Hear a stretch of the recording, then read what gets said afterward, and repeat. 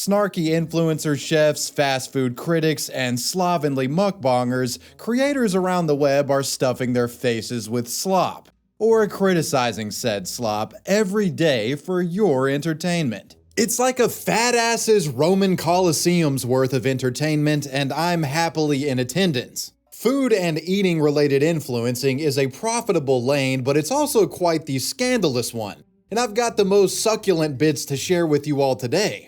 From a TikTok food critic exposing a dick-headed chef, to a fast food reviewer erroneously framed as a bombing victim, and a challenge eater busted for consuming a household pet, these are the many scandals of online food influencers. Food reviewers hit by SUV mid-review. Now we'll be rolling into a pretty heavy story that crashed its way onto the internet in 2025. One that shattered both my conception of restaurant window side seating safety and view records for viral food influencer clips.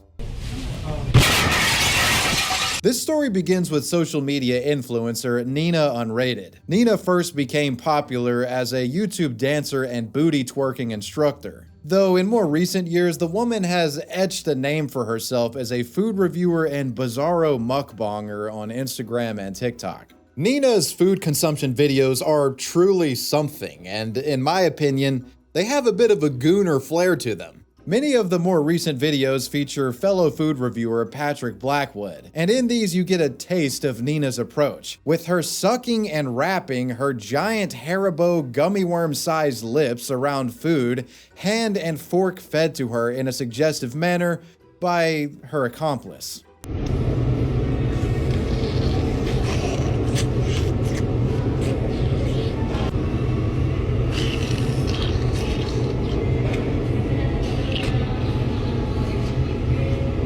These videos featuring Nina and Patrick Blackwood were already popular on TikTok, but a chance encounter with a 5,000-pound amalgamation of steel, aluminum, and plastic would make sure these two were famous for something else entirely. On August 16, 2025, Nina and Patrick Blackwood were filming a food review at QV's Culinary Creations, a restaurant located in Houston, Texas. Things start off routinely, with the two chatting and chowing down on a luxurious spread of fine cuisine. There's even one of the signature oyster shell suck-off moments. Everything was as it should have been. But then, after about 10 minutes of mukbanging, something absolutely inconceivable happens.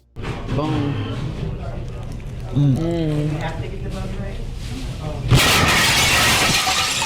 I reckon the driver thought this place had a drive-thru. Taking a closer look at the replay of the clip, we can see that while it was quite the destructive impact, the frame of the window and booth shielded the pair from most of the collision, though Patrick did seem to have gotten roughed up a bit.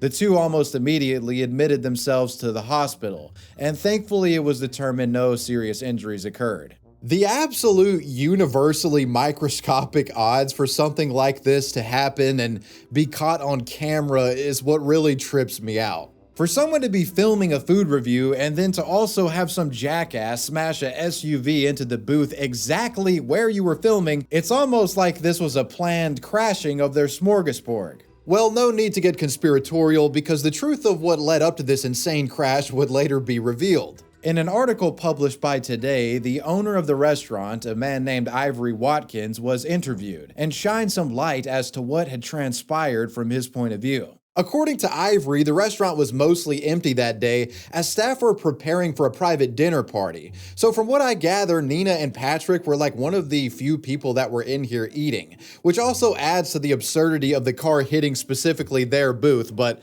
I'll continue. To make matters even more fucking ridiculous, Ivory further explained that the person who had slammed the SUV into the window was apparently an invited attendee of said dinner who arrived early. I mean, why park when you can just get in-restaurant car hop service? They turned that bitch into a Sonic drive-in. As to why exactly the SUV driver smashed through the wall like Kool-Aid Man, that answer would later be provided by the Harris County Sheriff's Office. It appears the driver had accidentally switched their vehicle into reverse, thinking it was in park. And when they released the brake, the SUV rolled backwards and slammed through the window. This explanation does make a lot of sense because if it was a vehicle actually driving at speed, I have no... Jesus Christ, it's like a fucking... That's a wasp. Oh, hell nah, bruh. You fucking made a huge mistake, dude. Oh my God, he's right there. Ugh. One-shotted. Media outlets later caught up with Mr. Watkins in person, and he breaks down everything in this first interview that they got. Called away. They were getting into the salmon sliders, and then I literally 2 seconds turned and went this way, and talking to the guests that came into the door, the boom, the crash came. And in that moment, the car literally came in about right here, and then she started backing up. And then she backed out of the window. So yeah, the clip was a viral phenomena and the buzz around it came and went, and many assumed that would be the end of the matter altogether. You know, it being a remarkable freak incident with all parties walking away thankful that nobody was seriously hurt. Well, recent developments suggest this controversy is far from over. Back in August of this year, CBS reported that the two influencers in Nina and Patrick had initiated a $1 million lawsuit against the restaurant, alleging that there were no protective barriers installed to protect customers from events such as this. They suggested negligence on the restaurant's part, accusing them of not being proactive about customer safety. It's too early to tell how this thing is going to shake out, but they're being represented by Tony Busby, who is notable for being involved in the Diddy lawsuits and also representing the woman who sued Shannon Sharpe, which I discussed in a previous video about Gooners if you want to check that out. It'll be interesting to see where this one goes, but I must admit I'm a bit saddened that it's being litigated. I feel bad for everyone involved in this situation except for the driver. But like, I think it's senseless to go the legal route here. Come on, can it not just be a funny viral clip without all the lawsuits? We got a mukbanger down in the ER with a ruptured stomach, so I'll keep this brief. Finding a healthcare provider can be a stressful process, and I think we can all relate to a time where we went in blind to a doctor that we found off of a Google search. Today's sponsor, ZocDoc, can help you out here. ZocDoc is a free website that helps you search through providers in your area and make a more informed decision about who you see. The best part about ZocDoc, in my opinion, well, you avoid the phone calls and secretaries, and you can book an appointment right there on the site. Useful filters will allow you to see if providers accept your insurance, and you can also filter by distance. Usually with ZocDoc, you can find an appointment that's anywhere between 24 and 72 hours out, but in some cases they have day of appointments that you can book. ZocDoc has over 100,000 providers in their network, and they cover the specialties too, which is great for if you just have like a one-off issue. Say you have a rash on your skin but don't have a dermatologist, ZocDoc makes it easy to find one quickly. So stop putting off those doctor's appointments and go to ZocDoc.com/wavywebsurf to book an appointment today. The link's also in the description. Now, I gotta go sew up this mukbanger's stomach. See ya.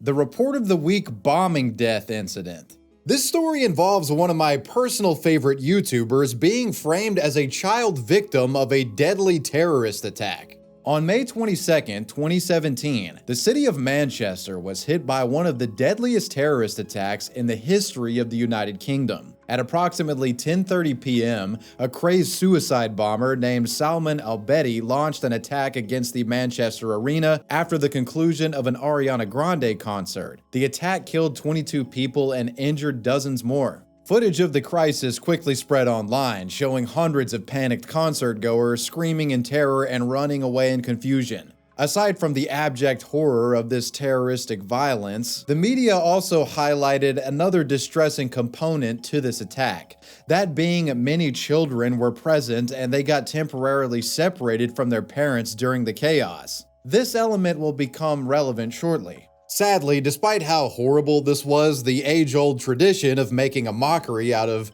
horrific tragedies remained true even with this Manchester situation, with many attempting to use the incident as an opportunity to garner clicks off of mean-spirited jokes and hoaxes. Think along the lines of creating viral hoax posts falsely attributing Sam Hyde as being a mass shooter or like the ghost of Kiev kind of thing. several online trolls began posting random photos of teens and children, falsely claiming that these individuals were missing in an attempt to create confusion online. And one of the most notable figures used as fodder to perpetuate this hoax was none other than the internet's premier fast food reviewer, the Report of the Week. The Report of the Week is a fast food review channel created by eccentric shortwave radio enthusiast and suit-wearing food critic John Jurasek, who goes by the online moniker ReviewBrah. While he's been making videos since the early 2010s, John saw a huge renaissance around the 2017 era, becoming not just a popular channel, but in many ways he became a living meme. This was all thanks to his aforementioned eccentric nature, making him a beloved figure on sites like Reddit and 4chan. My disappointment is immeasurable, and my day is ruined. Though while his popularity on these sites may have been good in terms of views, the internet's obsession with him combined with his youthful appearance, well, you might imagine where this is going. In the wake of the bombing, a Twitter user named Gamergate Antifa made an obvious troll account posting the following tweet with an image of ReviewBrah. "My son was in the Manchester arena today, and he's not picking up my call. Please help me." This post ended up going viral, garnering over 10,000 likes and 20,000 retweets in short time. While many knew it was a shitpost by a troll, the nature of its virality meant it spread over into the mainstream, causing some to genuinely want to help try to find this missing son. While perhaps not intentionally malicious at first, this tweet quickly became an issue for John, who had so many people checking in about his safety that he actually had to create a video clarifying that he wasn't harmed and that the whole thing was a hoax started by internet trolls. Hi, ladies and gentlemen. This evening, I don't know if you've heard it or not, but some people propagated a certain rumor claiming that I was a victim in the attack in Manchester at the Ariana Grande concert. I'm just making this video to let you know that I am indeed alive, well, and okay here in the United States, not the UK. And this unfortunately was just an effort done by various trolls and website users, certain website users, just to try to mislead the general public with fake news and just to try to get some laughs out of it. This guy truly is a class act. I mean, throwing the suit and tie on and going live like he's Walter Cronkite to dispel false 4chan allegations about his untimely demise.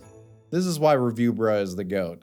With John's video obliterating any credibility given to the tweet, the author of said hoax post received a great deal of criticism for the burden they had placed not only on ReviewBrah, but also for making a mockery out of real victims. Gamergate Antifa was actually contacted by news publication The Guardian. They managed to have a brief exchange with the anonymous troll, who when asked about their motivations as to why they did it, said, "It has become a sort of competition of who can fool the news. The only way to give it enough credibility is to fool a lot of people." Basically, they're making a joke out of dead children to own the mainstream media. Good one. Gamergate Antifa was completely unapologetic, going as far as claiming they would do it again, and suggested hoaxes like this would continue so long as people continued to fall for them. Though what wouldn't continue was Gamergate Antifa's activity as a Twitter user, as they were permanently suspended and would never be heard from again. Thankfully, ReviewBrah was not a victim of the Manchester bombing, but he would fall victim to something else entirely that was in many ways life-threatening. A little over 2 years following this situation in Manchester, ReviewBrah would post an image of himself laid up in a hospital bed. While many feared the worst, such as a terminal illness or a fast food-induced cancer diagnosis, John would reveal that he had actually been seriously injured after falling from a ladder when retrieving something from his attic. He writes, "Unfortunately, I ended up in the hospital today. I took a bad fall this morning. I was doing work in the attic, lost footing, and fell 12 feet onto concrete. I hit the back of my head and tailbone hard. Got cut up elsewhere. Thankfully, the head injury isn't life-threatening." He would later upload a video further clarifying his fall and the injuries from it, and thankfully he's made a full recovery since the incident. I was doing some work in the attic and I lost my footing and fell about 12 feet onto a very hard floor. I think it was concrete. Needless to say, you can see it was my mistake. It was, I messed up, but For reference, I was trying to get to that board there, and, I misjudged my step. That's what happened. And my foot slipped. So did I, of course. And then with that, I fell down from there onto the ground here. I never anticipated, never expected such a response, so I just most sincerely wanted to thank each and every one of you for your support, for your kind words, your thoughts. Thank you all so much. It really means a lot to me, and I just never expected so much. It's incredible. The Mukbang Deaths. In the world of food-related content, I'd say really the only subgenre that's actually inherently controversial by nature is mukbang. These videos essentially involve creators binge eating grotesquely large portions of food on camera, often in slovenly fashion. Many influencers in this space boast expansive waistlines and dipping sauce-smeared faces. There are obviously potential health concerns with creating this sort of content on a daily basis. Some have truly lost themselves to the mukbang, becoming morbidly obese. Influencers such as Foodie Beauty come to mind here, but there are a plethora of others who have taken their eating too far for the sake of content and money. The natural worry with this sort of thing is that, well, these obese Jesus Christ. It's like an insect invasion today.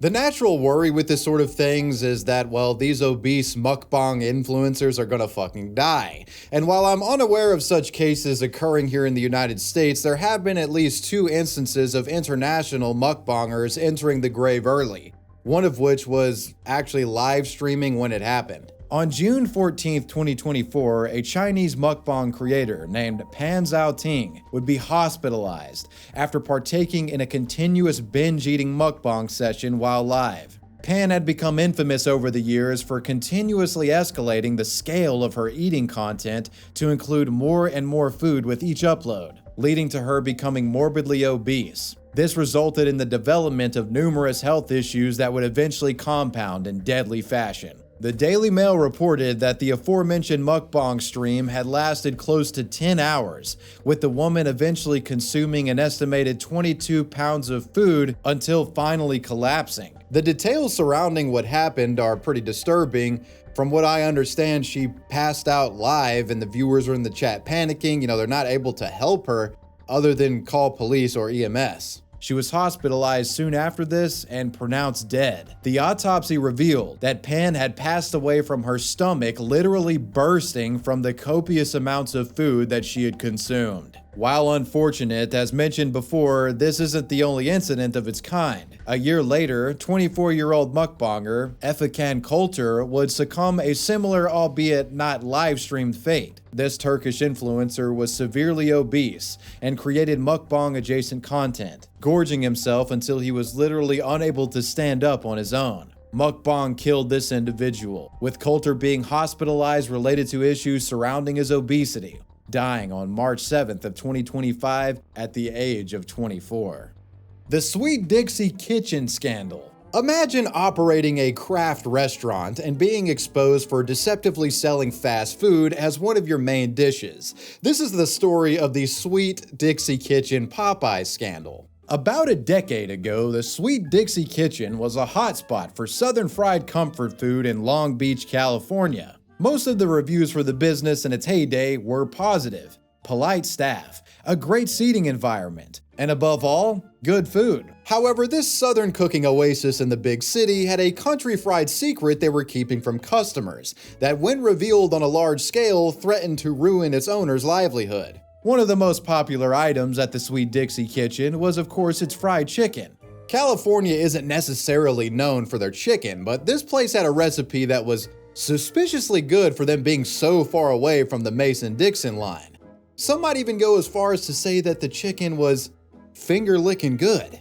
The scandal emerged with a Yelp review posted by a man named Tyler in early October of 2017. In it, he made some startling accusations. Tyler claimed that he had witnessed employees sneaking in a large quantity of boxes consisting of Popeye's chicken, bringing it into the restaurant's kitchen.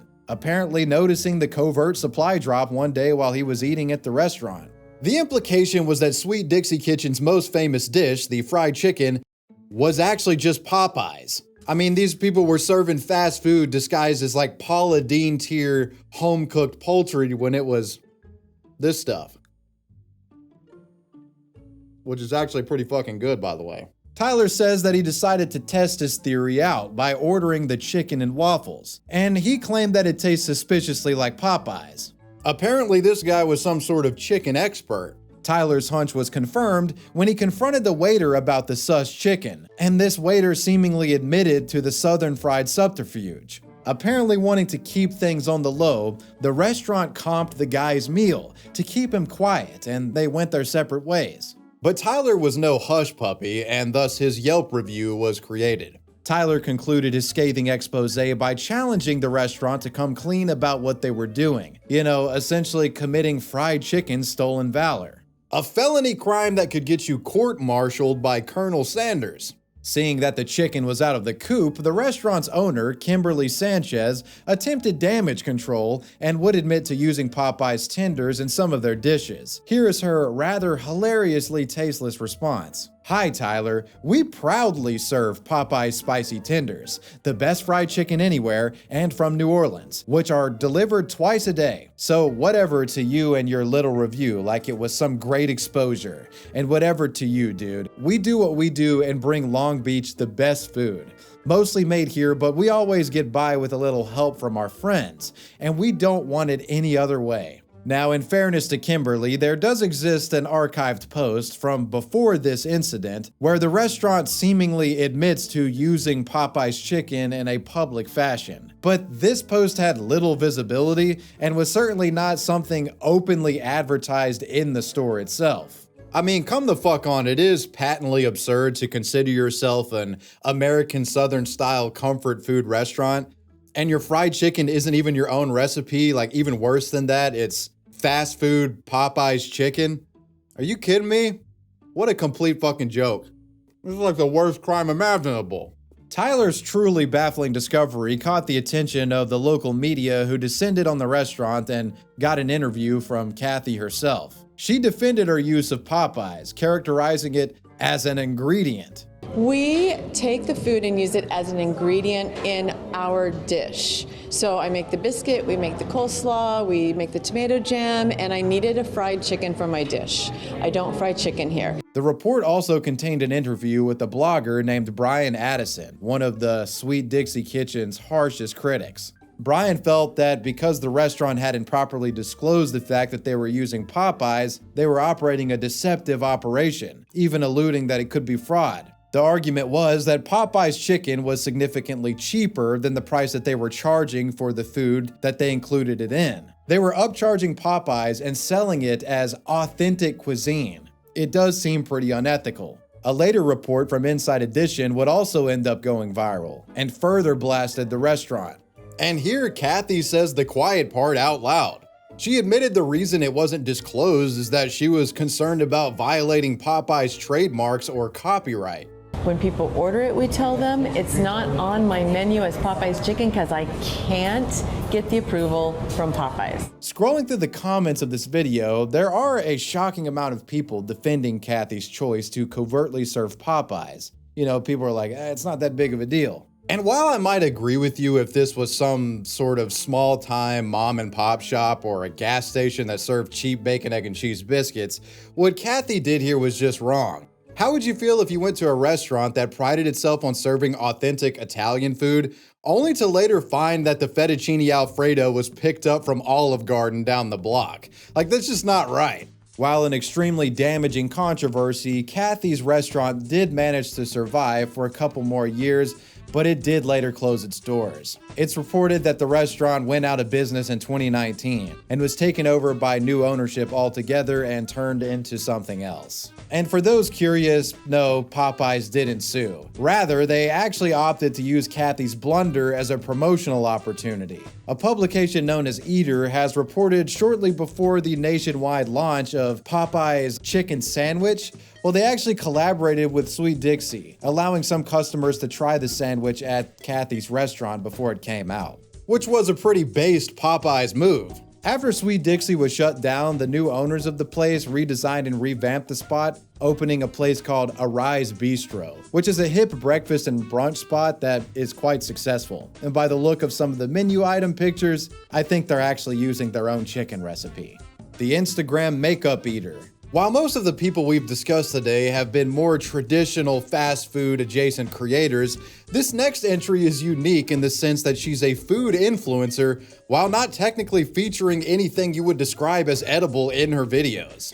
Guava Shui Shui, better known by her online moniker Guava Beauty, was a Taiwanese woman who made content about beauty products. The unique gimmick that garnered her the most attention was the fact that she actually ate many of the products she reviewed and commented on the flavor. Some of you out there probably have a baby or dog that has tried this before. This makeup eating content resulted in some controversy for Miss Guava, as internet users considered it not only unsafe, but thought it could also influence kids to potentially consume dangerous makeup products. Though Guava dismissed such criticisms, and with many of these videos still up on her Instagram page to this very day, you can see she went on to make dozens more of them. With thousands of followers and a growing channel, it seemed like the sky was the limit. But then, out of nowhere, in May of 2025, she died. The tragic discovery was made by her parents, who later issued this statement regarding Guava's passing.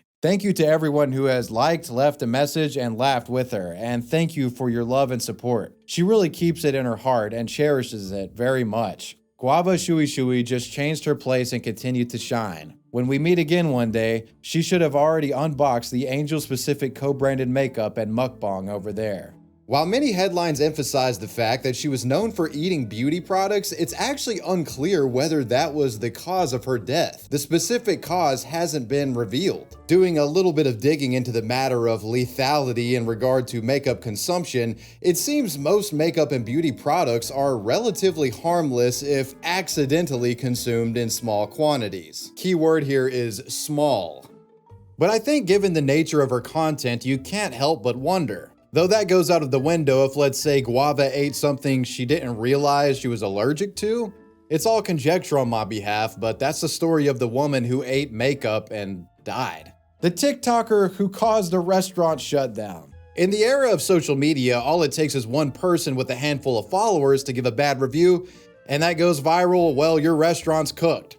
Though what's insane about this case is the restaurant that got cooked, well, they actually invited the reviewer to their spot.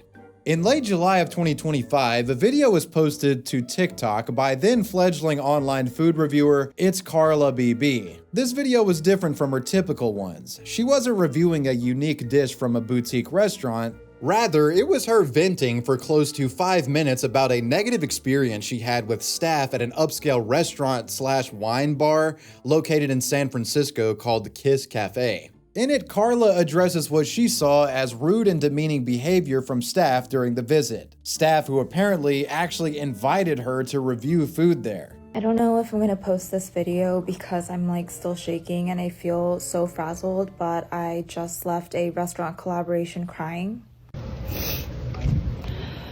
I had a TikTok collab with a new restaurant in Hayes Valley that I was really excited for. I had it planned since last week. My reservation was at 5:30, but I went a little early at 5:10, so it was just me. My husband was gonna meet me there. When I get there, I'm greeted by the host and I introduce myself, tell him I'm here for the collab, and he was actually the guy I was speaking on Instagram with about it, so we were on the same page and ready to go. I started to film around the restaurant because I like to do that early on when there's less people. And after filming for a bit, I sit down at the table that's prepped for me, and it's a bar counter seat. I'm continuing to film the setup in the kitchen and stuff because it's really cute, but I hear the host and this other guy talking. And this other guy is behind the counter, so it's a small restaurant. He's 2 or 3 feet away from me, so I can hear everything they're saying. It appears there was some sort of miscommunication with management and whoever invited her, because when Carla got there, well, it seems some workers, notably the head chef at this establishment, didn't think Carla had enough clout to get special treatment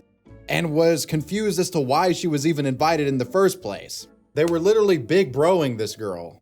saying what about her Instagram, how many followers does she have there, and I don't use my Instagram for food, it's just my private Instagram. So this guy tells him that I have like 1,300 followers and he is not having it, saying to the host that he shouldn't have invited me and that this was a mistake and that this was bad.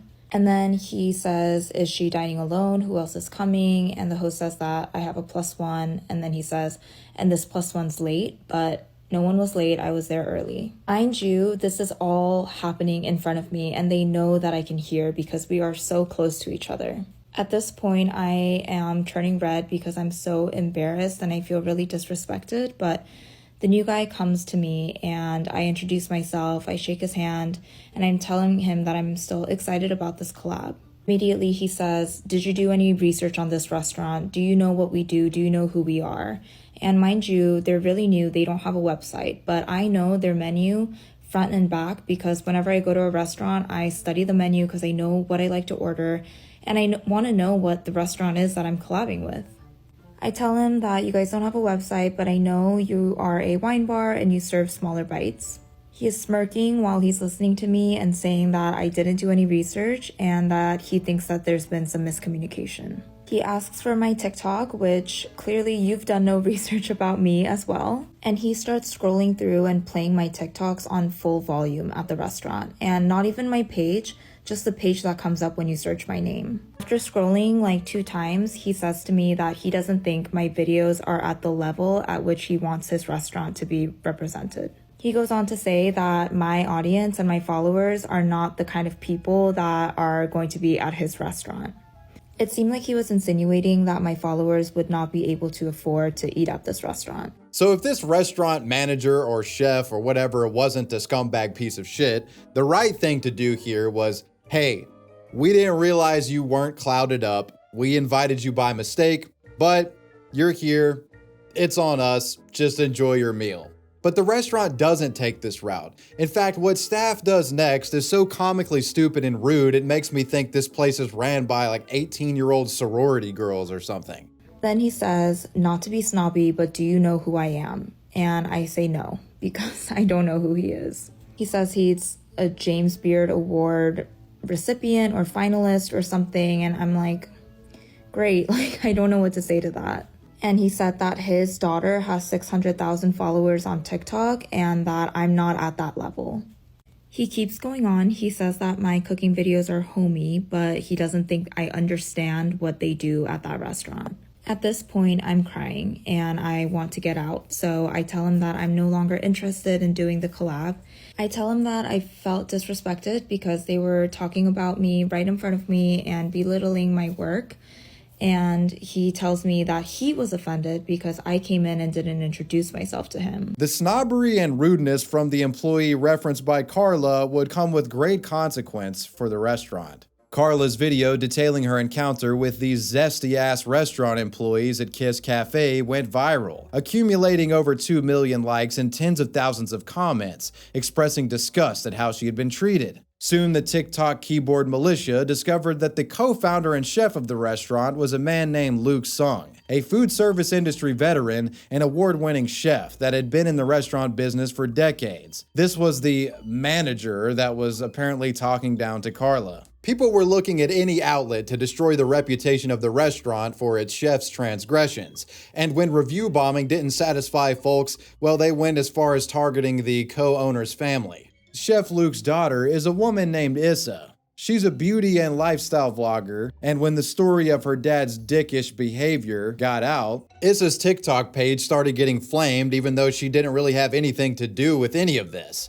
But hey, sins of the father and all. Yes, being snobby and stuck up about his little restaurant had evolved into quite the disaster. As well, Luke found himself out of a job because of his bad attitude. In the days following Carla's viral post, Kiss Cafe published this to Instagram, announcing that Luke no longer worked there as chef, noting they were temporarily shutting down operations in an effort to restructure their business.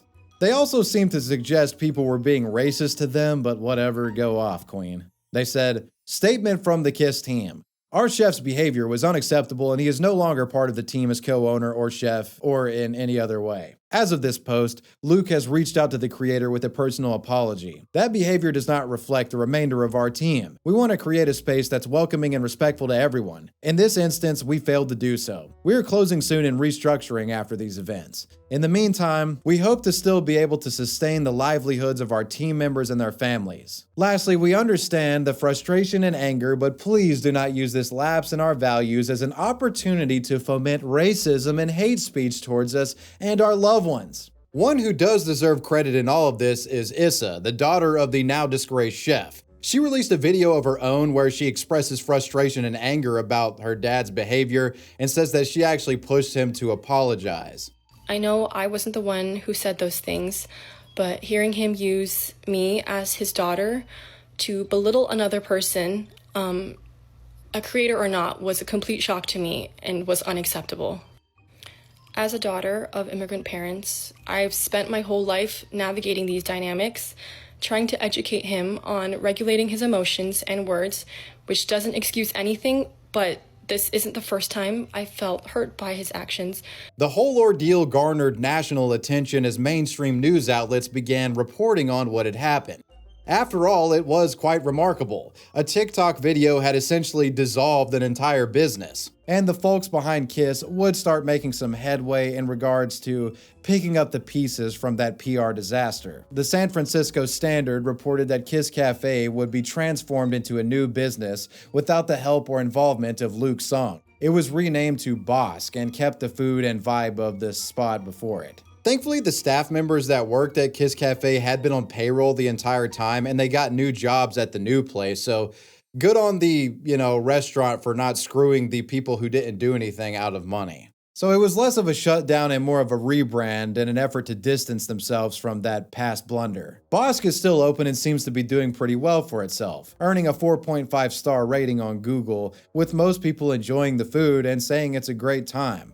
Luke Sung, the man at the center of all this controversy, would eventually speak out with his side of the story. In August, the previously mentioned San Francisco Standard released an interview with the guy where he went into more detail as to what happened. He basically owned up to his mistakes, but did offer a few defenses for himself. When asked about why he decided to sort of dress down the woman and make fun of her TikTok live in the dining room, he said this: "I didn't feel like I was disrespecting Carla. I was actually just doing the research that my partner should have done before she came in. When she said that she felt disrespected, I said I feel disrespected that you don't even know who the chef is. As a collaborator, you're supposed to be representing me." Which to me is bullshit. When you delegate tasks, you're the one that's responsible for the failures of those delegated.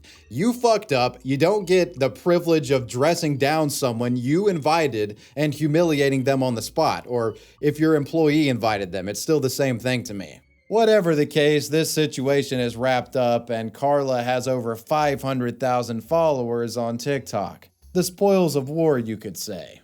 The YouTuber eating a goldfish scandal. Lewis Cole is a prominent YouTuber mostly known for operating the YouTube channel Fun for Lewis. It's an adventure travel vlog style channel, though he has a bit of history prior to this, with it being quite extensive. The guy has an entire Wikipedia page dedicated to him, most of it about his YouTube exploits. We could make a whole video about this guy's life, but there's a particular controversy of interest we'll be zooming in on involving, let's just say, a fish.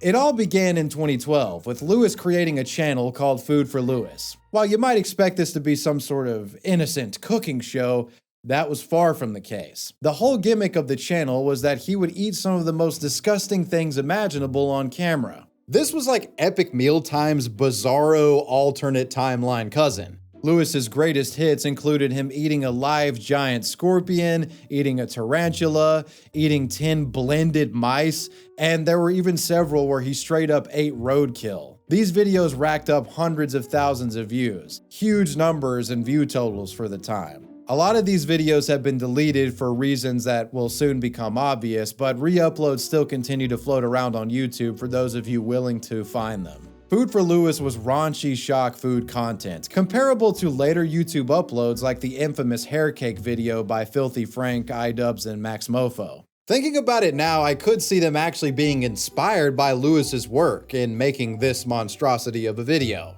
Lewis was certainly ahead of the curve, at least when it came to this gross out style of food content. He was doing it before anyone else and was on the cutting edge of doing disgusting things for views. While he experienced some smaller controversies from organizations like PETA who claimed he was a serial killer because he ate insects while they were alive, the guy was able to sort of shirk all of this off. But one video proved egregious enough to threaten his career and potentially land him a criminal charge. On April 1st of 2012, Lewis posted a video titled "Eating My Pet Goldfish." It's pretty self-explanatory, with Lewis taking his pet fish out of its bowl while it was still alive, putting it in his mouth, and chewing and swallowing the thing. Naturally, this goldfish eating video stirred up a great deal of discourse. Even his relatively desensitized fan base thought it was too far. I mean, bugs are one thing, bro, but a pet goldfish? I mean, we're just a few inches away from this dude chopping up a fucking cat. The goldfish video resulted in massive outrage, even in the mainstream press, the stunt being covered scathingly by many outlets. A piece written for The Guardian by a journalist named Oliver Thring actually interviewed Cole, wanting to get to the bottom of why he was doing all of these vile eating challenges. In the article, he tries to explain himself and attempts to justify animal cruelty. Lewis said he originally began uploading content for no other reason as to get as many views as possible, being inspired by previous dares from friends to eat insects. Though he denied what he was doing was cruel. Quote, "I don't want to inflict any pain on these animals, which is why I try to kill them instantly. In all of my videos, every animal dies within 5 seconds. Obviously, we need to treat animals ethically. But a much bigger problem is addressing human problems around the world like extreme poverty or the conditions that people are living in." Bro is literally using the starving children in Africa to defend him killing a goldfish on YouTube. He also makes a laughably half-baked criticism towards those calling him an animal abuser, pointing out that the majority of those people probably ate meat, which is true, but a non sequitur argument, and that people are not also filming themselves and publishing the demise of said animals for online clicks and content.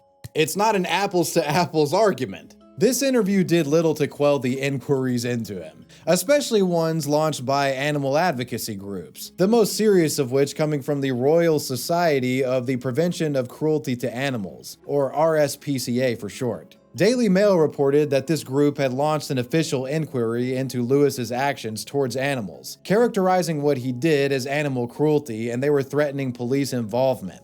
The RSPCA reportedly sent a letter to Lewis, claiming that he was facing a €20,000 fine or perhaps even serious prison time for his alleged offense. Though I must point out that this group is not an official government body and really has no authority to levy such penalties. They were essentially just giving lip service and say, hey, we might file a lawsuit against you. And as you might expect, no official law enforcement inquiry would actually occur. The controversy did severely tarnish Lewis's reputation, though. Despite surviving this media controversy, Lewis emerged from all of this with some guilt. In fact, he would later shift his focus away from the outrageous food-related stunt videos and dedicate his efforts to something more wholesome in terms of content creation. That being travel videos posted to the newer Fun for Lewis YouTube channel. That channel remains quite popular to this day. The irony to all of this is that Lewis, the man blown up for eating a goldfish, is now a self-described vegan. I guess all is forgiven, right? And well, you made it to the end. Let me know what you guys thought about this video down below in the comment section, and let me know who or what you want me to talk about next. I want to give a major shout out to my patrons. I appreciate you guys. Wavy Web Surf out. Peace.